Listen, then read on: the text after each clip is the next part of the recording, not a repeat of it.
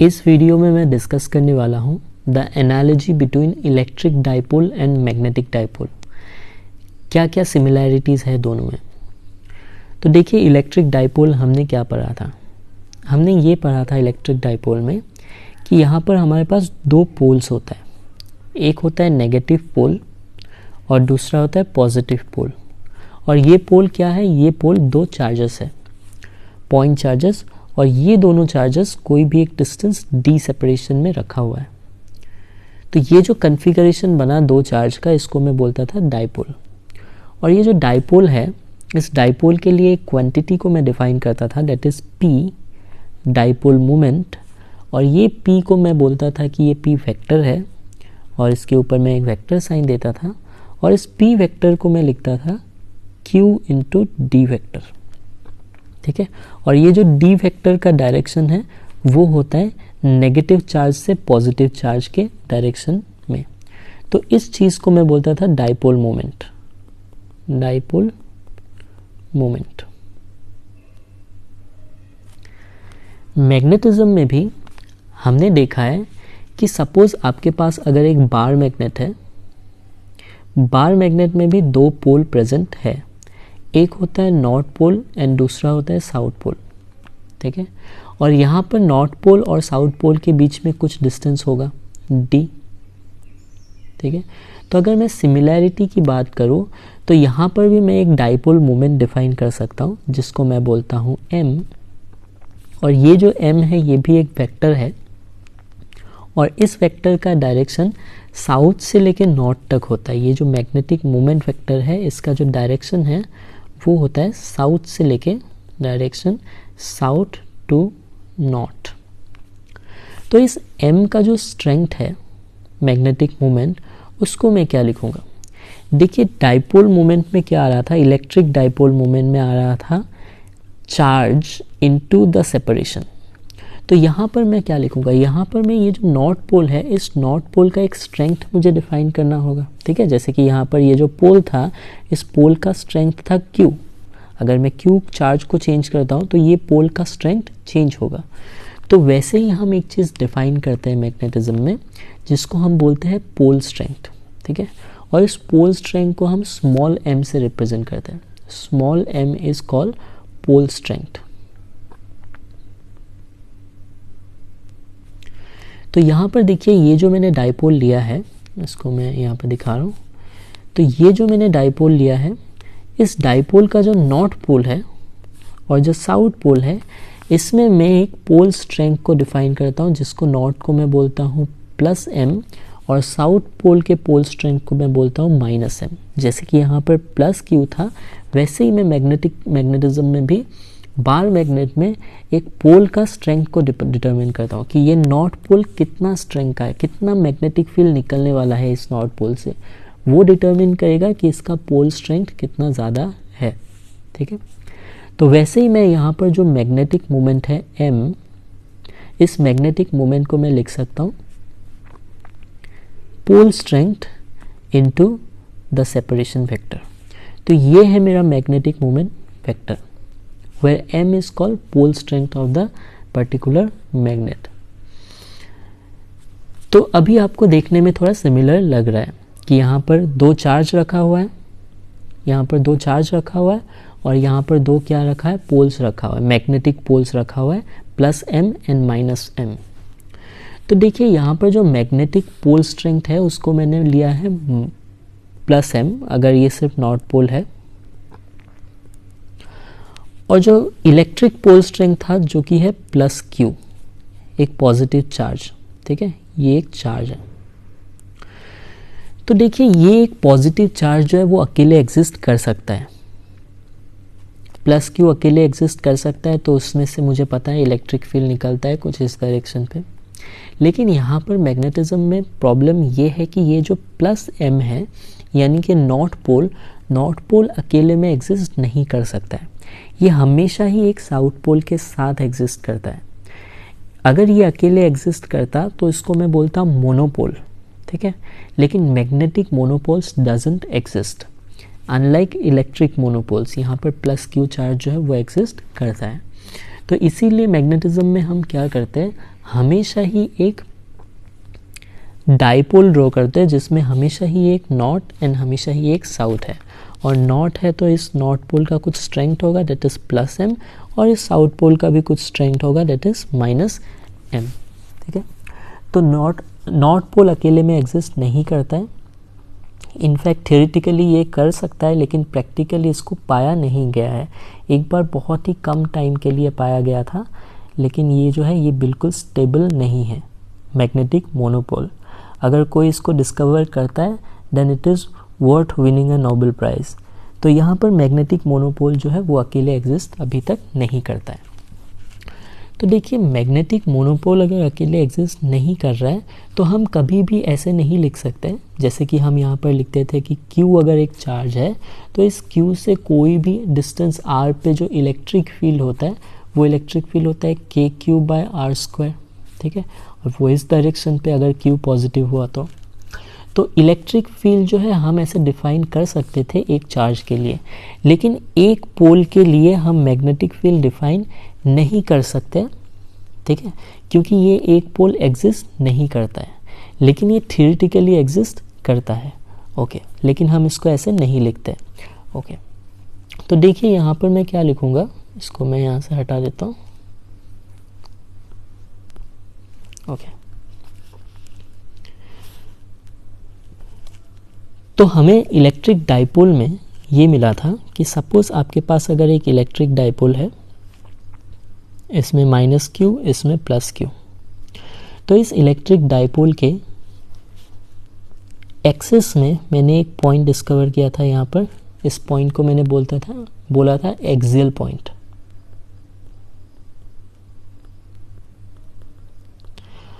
और इस electric dipole के परपेंडिकुलर बाइसेक्टर में भी मैंने एक पॉइंट को डिफाइन किया था, और इस पॉइंट को मैं बोलता था इक्वेटोरियल पॉइंट।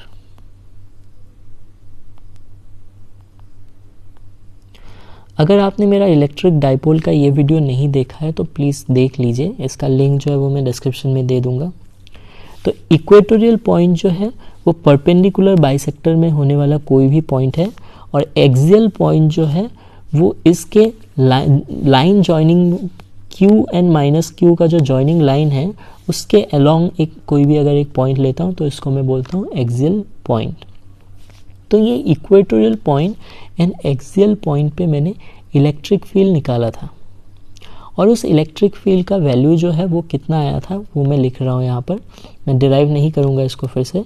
इलेक्ट्रिक फील्ड जो है वो आया था मेरा E एट एक्सियल पॉइंट आया था 2kp/r³। Okay, where r is this distance। ये डिस्टेंस इस डाइपोल के सेंटर से लेके इस एक्सियल पॉइंट तक का डिस्टेंस अगर r है तो एक्सियल पॉइंट पे इलेक्ट्रिक फील्ड इतना था।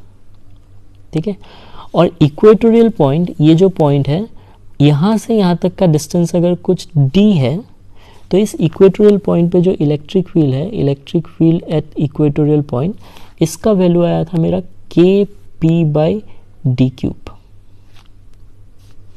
ठीक है, ये था मेरा result for a electric dipole.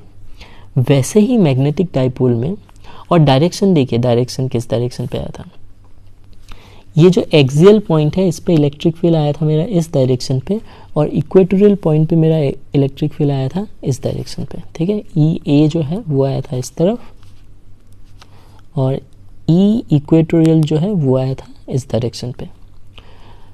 तो मैग्नेटिज्म में भी हम सिमिलरली इसी चीज़ को डिफाइन कर सकते हैं, क्योंकि बिल्कुल सेम है वो इलेक्ट्रिक डाइपोल की तरह। अगर एक बार मैग्नेट है आपके पास, और इस बार मैग्नेट का पोल स्ट्रेंथ अगर +m एंड -m है, यानी कि ये है आपका नॉर्थ पोल, ये है आपका साउथ पोल, तो मुझे पता है इस बार मैग्नेट की वजह से मैग्नेटिक फील्ड कैसे होने वाला है। तो इस बार मैग्नेट की वजह से अगर मैं मैग्नेटिक फील्ड ड्रॉ करूँ तो मैग्नेटिक फील्ड जो है वो कुछ ऐसा होने वाला है। Outside the magnet it is from north to south, तो मैं डायरेक्शन दे देता हूँ नॉर्थ से साउथ तक, ये है आउटसाइड द मैग्नेट।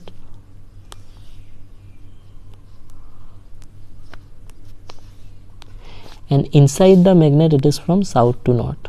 तो ये जो मैग्नेटिक फील्ड लाइंस आया है वो यहाँ पर इनसाइड द मैग्नेट जो है वो ऐसे साउथ टू नॉर्थ जाएगा। तो ये है magnetic field lines for this particular bar magnet. तो अगर आप यहाँ पर देखेंगे कि एक्सियल पॉइंट लेंगे अगर इस मैग्नेट से, इस बार मैग्नेट से एक्सियल पॉइंट मतलब ये पॉइंट, तो इस पॉइंट पे मैग्नेटिक फील्ड किस डायरेक्शन पे होगा? तो देखिए इस पॉइंट पे जो मैग्नेटिक फील्ड होगा वो इस डायरेक्शन पे होगा। क्यों? क्योंकि मैग्नेटिक फील्ड ऐसे ऐसे निकल रहा है इस नॉर्थ पोल से, ठीक है। तो यहाँ पर इस लाइन पे जाऊँगा तो मैग्नेटिक फील्ड बिल्कुल इस डायरेक्शन पे होगा। तो मैग्नेटिक फील्ड मैंने डिफाइन कर लिया है इसका डायरेक्शन एट एक्सियल पॉइंट। तो एक्सियल पॉइंट पे मैग्नेटिक फील्ड जो है बी एट एक्सियल पॉइंट होगा इस डायरेक्शन पे। और वैसे ही मैं इक्वेटोरियल पॉइंट लेता हूँ तो मैग्नेटिक फील्ड किस डायरेक्शन पे होगा? इक्वेटोरियल पॉइंट मतलब परपेंडिकुलर बाइसेक्टर। तो कोई भी पॉइंट लीजिए इक्वेटोरियल पॉइंट, चाहे ये या फिर ये, तो यहाँ पर मैग्नेटिक फील्ड इस डायरेक्शन पे आ रहा है। और ये बिल्कुल इलेक्ट्रिक डाइपोल जैसा डायरेक्शन आ रहा है। देखिए इलेक्ट्रिक डाइपोल में भी वैसा ही था, एक्सियल पॉइंट पे इलेक्ट्रिक डाइपोल इस तरफ था और इक्वेटोरियल पॉइंट पे इलेक्ट्रिक डाइपोल इस डायरेक्शन पे था।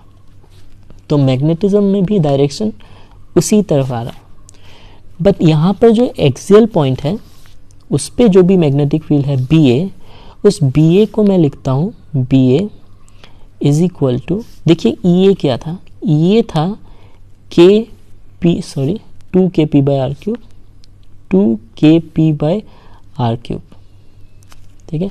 तो बी ए जो है बी ए हो जाएगा 2 times K is replaced by mu naught by 4 पाई।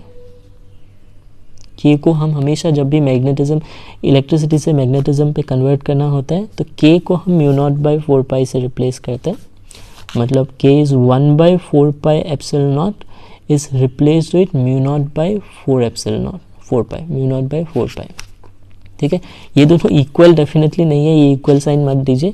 इसको हम this is analogous to this, magnetism में ये चीज़ इसके एनालोगस है, ठीक है। तो इक्वल नहीं है, इक्वल से आप कंफ्यूज हो जाएंगे, इक्वल मत कीजिएगा। तो ये दोनों एनालोगस है इलेक्ट्रिसिटी और मैग्नेटिज्म में। तो यहाँ पर देखिए के because K is analogous to mu naught by 4 pi, तो वो लिख दिया। और पी जो है वो है मेरा, यहाँ पर था इलेक्ट्रिक डाइपोल तो मैं लिखूंगा मैग्नेटिक डाइपोल एम, और आर क्यूब जो है वो है distance from the centre of the bar magnet, मतलब इस बार मैग्नेट के इस सेंटर से इस पॉइंट तक का डिस्टेंस है यहाँ पर आर, ठीक है। तो ये हो गया एक्सियल पॉइंट पे मैग्नेटिक फील्ड। और अगर मैं यहाँ पर एक इक्वेटोरियल पॉइंट लेता हूँ, मान लीजिए मैं इक्वेटोरियल पॉइंट कौन सा लूँ, ये वाला ले रहा हूँ, ये वाला इक्वेटोरियल पॉइंट में यहाँ पर ले रहा हूँ ब्लैक पॉइंट। तो इस इक्वेटोरियल पॉइंट का जो परपेंडिकुलर डिस्टेंस है ये है मान लीजिए डी, तो मैग्नेटिक फील्ड उस पॉइंट पे हो जाएगा B at equatorial point is K P by R cube, लेकिन के जो है वो है mu naught by 4 pi, P is M divided by D cube. तो ये है magnetic field at equatorial point.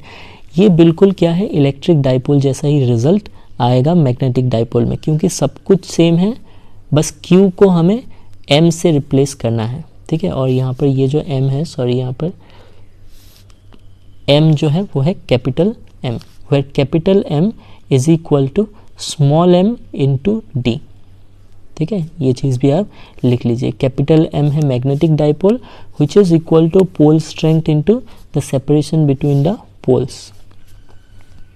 हमने इलेक्ट्रिक डाइपोल का एक और रिजल्ट जो है वो डिराइव किया था। वो रिजल्ट ये था कि सपोज़ आपके पास एक इलेक्ट्रिक डाइपोल है minus Q and plus Q charge, और इस डाइपोल से कोई भी थीटा एंगल पे एंड आर डिस्टेंस पे अगर एक पॉइंट है, तो इस पॉइंट पे जो भी इलेक्ट्रिक फील्ड था उस इलेक्ट्रिक फील्ड का एक्सप्रेशन ये आया था, electric field equal to K P by R cube root over 1 + 3 cos square theta. ये आया था मेरा इलेक्ट्रिक फील्ड का मैग्नीट्यूड। वैसे ही अगर आपके पास एक बार मैग्नेट है और इस बार मैग्नेट का pole strength +m and -m है, तो यहाँ पर इस बार मैग्नेट की वजह से कोई भी अगर एक जनरल पॉइंट है जो कि बार मैग्नेट से थीटा एंगल पे है एंड आर डिस्टेंस पे है, तो इस पॉइंट पे जो भी मैग्नेटिक फील्ड होगा उस मैग्नेटिक फील्ड को हम ऐसे लिखते हैं B = mu naught by 4 pi m divided by R cube root over 1 plus 3 cos square theta. बिल्कुल एक्सप्रेशन वैसा ही है जैसा इलेक्ट्रिक फील्ड के लिए हमने डिराइव किया था, लेकिन यहाँ पर k के जगह पे हम mu naught by 4 pi replace किया है और p के जगह पे हमने कैपिटल M रिप्लेस किया है, where capital M is equal to small m into D. तो इस रिजल्ट को भी आपको याद रखना है क्योंकि हमने ये ऑलरेडी डिराइव कर लिया था। एक और चीज़ हमने डिराइव किया था इलेक्ट्रोस्टैटिक्स में, वो ये था कि सपोज़ आपके पास एक डाइपोल है, minus Q and plus Q charge जो है वो रखा हुआ है आपने, और यहाँ पर डाइपोल मोमेंट वेक्टर जो है इलेक्ट्रिक डाइपोल मोमेंट वो इस डायरेक्शन पे है, और इस डाइपोल को आपने रखा हुआ है एक इलेक्ट्रिक फील्ड में। ठीक है, तो यहाँ पर मैंने एक यूनिफॉर्म इलेक्ट्रिक फील्ड ड्रॉ किया है और इस यूनिफॉर्म इलेक्ट्रिक फील्ड ई में इस डाइपोल को रखा हुआ है। तो इस सिचुएशन पे मुझे अगर इस डाइपोल का पोटेंशियल एनर्जी कैलकुलेट करना था तो पोटेंशियल एनर्जी को मैं बोलता था this is equal to minus P dot E. अगर आपको याद है तो ये था मेरा पोटेंशियल एनर्जी का एक्सप्रेशन। ठीक है, ये हमने डिराइव किया था इलेक्ट्रोस्टैटिक्स में। तो इस सिचुएशन में पी एंड ई के बीच का एंगल कितना है, तो देखिए ई जो है वो इस डायरेक्शन पे है इलेक्ट्रिक फील्ड ई, और डाइपोल मोमेंट वेक्टर जो है वो भी इसी डायरेक्शन पे है, इलेक्ट्रिक फील्ड के डायरेक्शन पे है। तो यानी कि P और E के बीच का जो भी एंगल है वो 0 डिग्री है, तो पोटेंशियल एनर्जी हो जाएगा माइनस PE। ठीक है, व्हिच इज मिनिमम। इस स्टेज में पोटेंशियल एनर्जी मिनिमम है, और पोटेंशियल एनर्जी क्योंकि मिनिमम है, सबसे कम है, इसीलिए ये स्टेज जो है वो सबसे ज़्यादा स्टेबल है। ठीक है, तो थीटा इक्वल टू 0 वाला जगह जो है यहाँ पर पोटेंशियल एनर्जी मिनिमम है, इसी वजह से ये सबसे स्टेबल है। एनर्जी कम होगा तो वो पोजीशन स्टेबल होगा। ओके, तो स्टेबल है आपको दिख रहा है क्योंकि इस वक्त इस डाइपोल पे कोई भी फोर्स नहीं लग रहा है।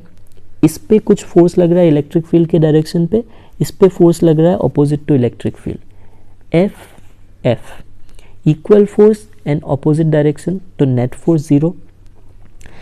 और ये दोनों फोर्स जो है, ये दोनों फोर्स कोई भी टॉर्क क्रिएट नहीं कर रहा है इस डाइपोल पे, इस मोमेंट पे, तो यानी कि फोर्स भी 0 है एंड टॉर्क भी 0 है। तो सबसे स्टेबल पोजीशन है, कुछ भी नहीं है इसके पास। अभी अगर मैं इस डाइपोल को थोड़ा सा थीटा एंगल टिल्ट करता हूँ इस पोजीशन से, तो मान लीजिए मैं इस डाइपोल को अभी बना रहा हूँ कुछ ऐसा। ठीक है, तो प्लस क्यू आ गया यहाँ पे, माइनस क्यू आ गया यहाँ पे, थोड़ा सा मैंने टिल्ट किया, और कितना टिल्ट किया मैंने, थीटा एंगल टिल्ट किया है, थीटा। तो अभी इस मोमेंट पे देखिए कि जो भी फोर्स इस पे लगेगा, इस प्लस क्यू पे, वो इस डायरेक्शन पे, और माइनस क्यू पे फोर्स लगेगा इस डायरेक्शन पे, opposite to the direction of electric field. तो इस स्टेज में, इस डाइपोल वाले स्टेज में नेट फोर्स 0 है क्योंकि फोर्स दोनों में इक्वल लग रहा है, इक्वल एंड ऑपोजिट डायरेक्शन, लेकिन नेट टॉर्क 0 नहीं है। ठीक है, यहाँ पर क्या होगा, ये जो डाइपोल है वो इस पॉइंट के अबाउट घूम जाएगा क्योंकि ये फोर्स एंड ये फोर्स एक टॉर्क क्रिएट कर रहा है। तो नेट फोर्स 0 है बट नेट टॉर्क 0 नहीं है इस सिचुएशन पे। तो यहाँ पर मैं क्या करने वाला हूँ, यहाँ पर अगर मैं पोटेंशियल एनर्जी लिखता हूँ तो पोटेंशियल एनर्जी देखिए क्या होगा। पोटेंशियल एनर्जी को मैं क्या लिखूँगा, इसको मैं यहाँ से रिमूव कर देता हूँ। तो potential energy at this point is minus P E sine theta, where theta is the angle between P and E. अब देखिए पी वेक्टर है मेरा ये वेक्टर, ये है मेरा पी वेक्टर, और इलेक्ट्रिक फील्ड वेक्टर जो है वो इस डायरेक्शन पे है, इलेक्ट्रिक फील्ड, तो उसके बीच का जो एंगल है यही है थीटा। थीटा जितना मैंने टिल्ट किया वही वाला एंगल है ये पी और ई के बीच में, तो यहाँ पर ये टिल्ट वाला एंगल ही मैं थीटा में लिखूँगा। तो यानी कि आपको यहाँ पर समझ में आया कि पोटेंशियल एनर्जी जो है वो कुछ है और ये पोटेंशियल एनर्जी मिनिमम नहीं है। ठीक है, तो यानी कि यहाँ पर वो स्टेबल नहीं है इस पोजीशन पे, मिनिमम पोटेंशियल एनर्जी पे वो स्टेबल होता था। तो अभी क्योंकि वो स्टेबल नहीं है, क्योंकि एक टॉर्क आ रहा है, वो टॉर्क उसको वापस घुमा देगा। ओके, तो ये जो टॉर्क है, इस टॉर्क का एक्सप्रेशन मैंने क्या लिखा था? तो देखिए, टॉर्क का एक्सप्रेशन मैंने लिखा था, ये भी मैंने डिराइव किया था, P क्रॉस E। अगर आपको इलेक्ट्रोस्टैटिक याद है तो आपको टॉर्क का एक्सप्रेशन ये मिला था। तो देखिए, ये टॉर्क P क्रॉस E कब ज़ीरो होगा? जब थीटा जो है वो 0 डिग्री होगा। ठीक है, थीटा 0 मतलब dipole and electric field same direction पे जब पॉइंट कर रहा होगा। ठीक है, तो यानी कि जो सबसे स्टेबल वाला पोजीशन है, जो कि ये पोजीशन है डाइपोल का, अगर मैं दिखाऊं तो ये पोजीशन जो है, ये पोजीशन सबसे स्टेबल है क्योंकि टॉर्क 0 है। तो अभी क्या हो रहा है, डाइपोल को अगर मैं इस स्टेज में रखता हूं ऐसे, तो कुछ टॉर्क आएगा और वो टॉर्क उसको स्टेबल पोजीशन की तरफ ले जाएगा, जो कि ये पोजीशन है। ये स्टेबल है क्योंकि पोटेंशियल एनर्जी मिनिमम है स्टेज में। ठीक है, तो ये था इलेक्ट्रोस्टैटिक्स का कहानी, जो हमने इलेक्ट्रोस्टैटिक्स वाले चैप्टर में पढ़ा था। मैग्नेटिज्म में भी कुछ ऐसा ही है, जो कि मैं यहाँ पर डिस्कस करूँगा। मान लीजिए आपके पास मैग्नेटिक फील्ड है, ये है आपका मैग्नेटिक फील्ड इस डायरेक्शन पे,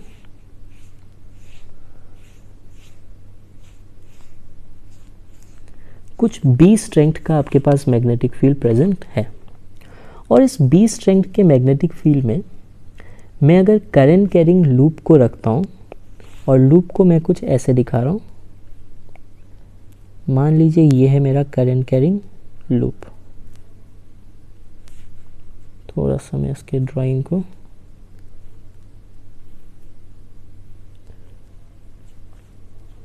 ये है मेरा लूप,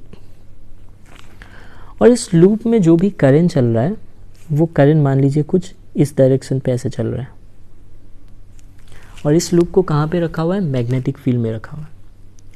तो अगर आप सिंपली देखेंगे कि इस लूप का जो मैग्नेटिक मोमेंट है, मैग्नेटिक मोमेंट, उसको मैं क्या लिखता हूँ? उसको मैं लिखता हूँ I/A। इससे प्रीवियस वीडियो में मैंने डिस्कस किया था कि current into the area of the loop, यही है magnetic moment of the loop. और इस लूप का डायरेक्शन क्या होगा? एरिया का direction, which is perpendicular to the loop. यहाँ पर मैं इमेजिन कर रहा हूँ, ये वाला डायरेक्शन मान लीजिए M का डायरेक्शन है, जो कि एरिया का डायरेक्शन है। ठीक है, और ये डायरेक्शन है मेरा मैग्नेटिक फील्ड का डायरेक्शन। यानी कि मैग्नेटिक फील्ड एंड एरिया का डायरेक्शन ही मैग्नेटिक मोमेंट का डायरेक्शन है। तो कैपिटल M एंड B के बीच में कुछ एंगल है, और वो एंगल जो है वो यहाँ पर कुछ थीटा है मान लीजिए। तो यहाँ पर देखिए क्या होगा, जैसे electric dipole moment P vector electric field के साथ अलाइन होना चाहता है, क्योंकि अलाइन होने से P वेक्टर जब अलाइन हो जाता है तब पोटेंशियल एनर्जी जो है वो मिनिमम हो जाता है, और हर डाइपोल वो यही चाहता है कि उसका एनर्जी कम से कम हो, वो स्टेबल हो। ठीक है, तो यानी कि हर डाइपोल इलेक्ट्रिक फील्ड से अलाइन होना चाहता है, डाइपोल मोमेंट जो है वो अलाइन करना चाहता है इलेक्ट्रिक फील्ड के साथ। वैसे ही मैग्नेटिज्म में भी ये जो मैग्नेटिक मोमेंट वेक्टर आपको दिख रहा है, ये magnetic moment vector magnetic field के साथ अलाइन होना चाहता है, क्योंकि अलाइन होने से पोटेंशियल एनर्जी जो है वो मिनिमम होता है। और यहाँ पर पोटेंशियल एनर्जी को हम ऐसे डिफाइन करते हैं, potential energy U is equal to -m.b। बिल्कुल सिमिलर वहाँ पर P.E था, dipole moment vector and electric field vector था। यहाँ पर magnetic moment and magnetic field vector का डॉट प्रोडक्ट है। ये है पोटेंशियल एनर्जी। तो देखिए, पोटेंशियल एनर्जी जो है वो मिनिमम करना चाहता है, और यहाँ पर जो टॉर्क का एक्सप्रेशन है, इस लूप में जो भी टॉर्क लगेगा, उस टॉर्क के एक्सप्रेशन को मैं लिख सकता हूँ -m×e, जैसे कि सॉरी माइनस नहीं है, m×e, जैसे कि वहाँ पर मैंने p×e लिखा था, तो यहाँ पर टॉर्क का एक्सप्रेशन आता है m×e। तो ये वाला चीज़ भी हमने लास्ट वीडियो में डिराइव किया था कि टॉर्क जो है m×b आता है, सॉरी यहाँ पर e तो इलेक्ट्रिक फील्ड में आएगा, ये m×b है क्योंकि ये मैग्नेटिक फील्ड में है, तो m×b।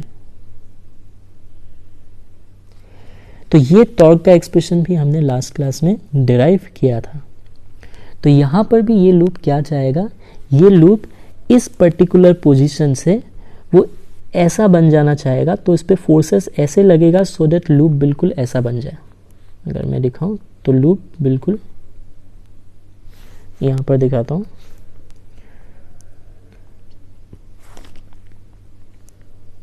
ऐसा बन जाना चाहिए।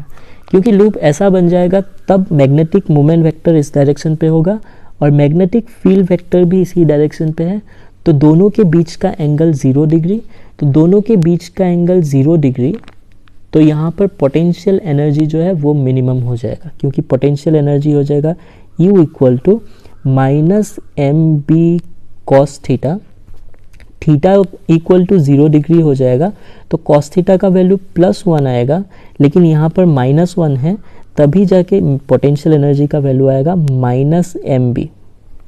ठीक है, तो यानी कि इस माइनस को अगर और इसको अगर आप एक साथ कर देते हो तो पोटेंशियल एनर्जी का एक्सप्रेशन जो भी है वो कुछ ऐसा हो जाएगा mb into minus cos theta. तो ये माइनस कॉस थीटा का वैल्यू मुझे मिनिमाइज करना है।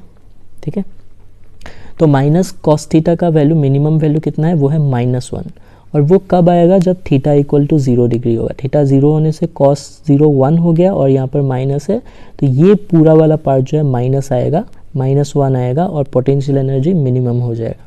ठीक है, तो यानी कि पोटेंशियल एनर्जी को हमने मिनिमाइज कर दिया है, और वो तभी होता है जब थीटा इक्वल टू 0 डिग्री होता है। यानी कि ये लूप जो है वो इस डायरेक्शन पे ऐसे होगा, ऐसे होगा, तब जाके ये स्टेबल होगा इस लूप का पोजीशन।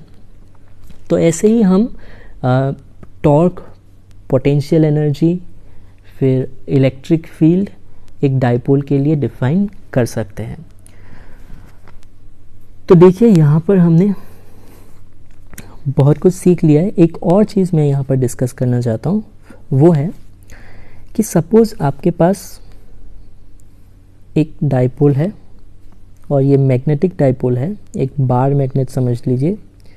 तो इसका कुछ पोल स्ट्रेंथ है +m एंड -m।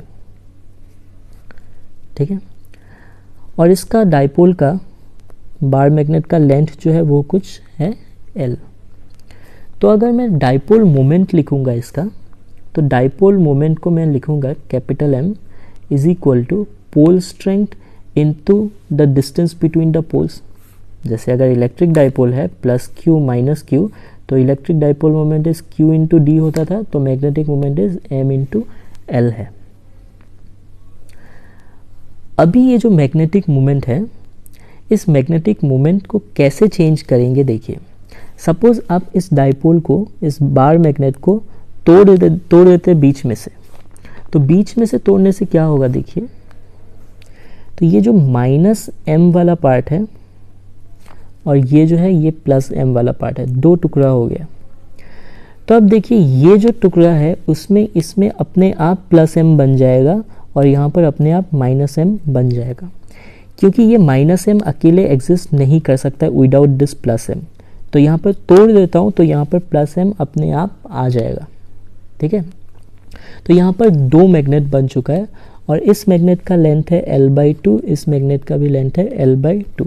तो सिर्फ एक पीस को अगर मैं देखता हूँ तो डाइपोल मोमेंट जो है वो हो जाएगा, पोल स्ट्रेंथ जो है वो है m और लेंथ जो है L/2। यानी कि पहले जो भी था ये था, मान लीजिए m1, पहले m1 था, अभी अगर m2 है तो m2 को मैं लिख सकता हूँ m1/2। अगर मैं दो टुकड़े में डिवाइड कर देता हूँ इस मैग्नेट को, तो उसका मैग्नेटिक मोमेंट जो है वो भी हाफ हो जाता है।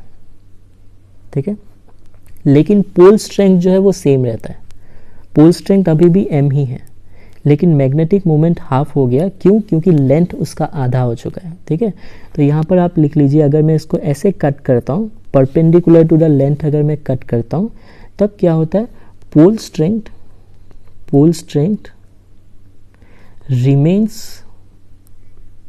same but magnetic moment becomes half। तो ये हो गया परपेंडिकुलर कट। वैसे ही एक और कट होता है जिसको हम बोलते हैं पैरेलल कट। मतलब मान लीजिए आपके पास ऐसा एक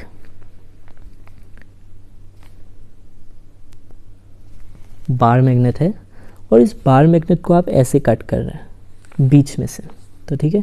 तो यहाँ पर 2 पीस जनरेट हो चुका है, ये एक पीस और ये एक पीस, ठीक है। तो क्योंकि 2 पीस जनरेट हो चुका है तो अभी इस केस में क्या होता है, जो भी पोल स्ट्रेंथ था यहाँ पर प्लस m था, तो यहाँ पर हो जाएगा m/2, यहाँ पर हो जाएगा -m/2 माइनस m/2 m/2। तो जब हम पैरेलल कट करते हैं, ये भी एक कट है पैरेलल कट में क्या होता है, मैग्नेटिक मोमेंट जो है वो आधा हो जाता है और लेंथ क्योंकि अभी भी उतना ही है, इसका लेंथ L था तो अभी भी L ही है। तो मैग्नेटिक मोमेंट फाइनल को मैं क्या लिखूंगा, पोल स्ट्रेंथ इनटू लेंथ, ठीक है। और इनिशियली मैग्नेटिक मोमेंट कितना था, m1, पोल स्ट्रेंथ था m और लेंथ था L। तो अभी भी देखिए फाइनल मैग्नेटिक मोमेंट जो है वो इनिशियल मैग्नेटिक मोमेंट का आधा है, ठीक है।